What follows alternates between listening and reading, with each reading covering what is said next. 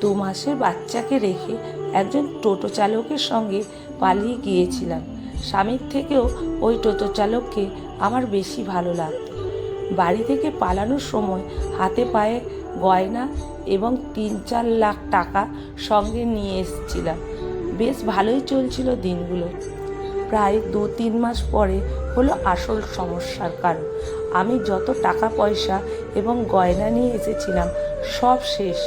এইদিকে আমার প্রেমিকও টোটো চালানো ছেড়ে দিয়েছে একেবারে, আর আমার ঘাড়ে বসেছিল। তার কি করব বুঝতে পারছিলাম না।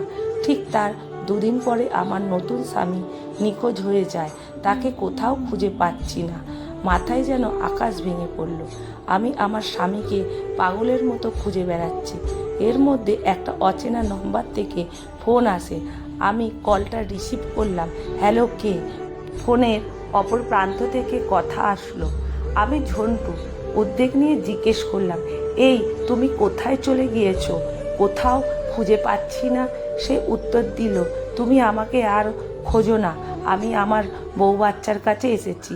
তুমি তো বিবাহিত, আমার বউ বাচ্চা সব আছে। এতদিন তোমার সাথে মজা নিয়েছি।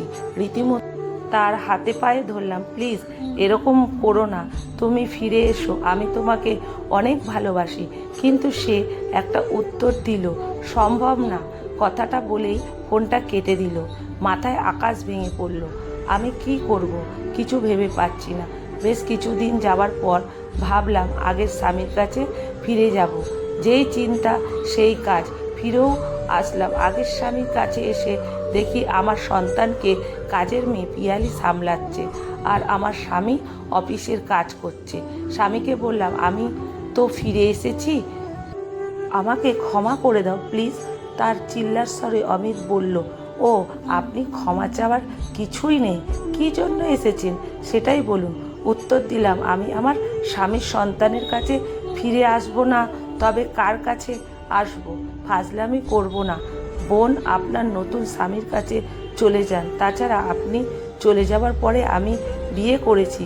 অবাক হলাম, কি? আগে হ্যাঁ, তাহলে আমার সন্তান আমায় দিয়ে দাও, আমি নিয়ে চলে যাব তাকে। নিয়মিত অমিত বলল, তুমি কি এখান থেকে যাবে নাকি ঘর থেকে ধাক্কা দেবো? আমি জোর গলায় বললাম, আমার সন্তান না নিয়ে আমি যাব না।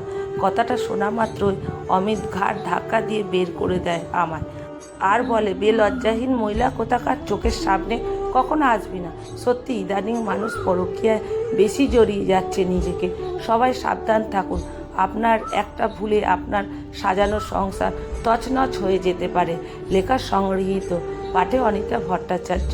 লেখাটি ভালো লাগলে ভিডিওটি প্রচুর শেয়ার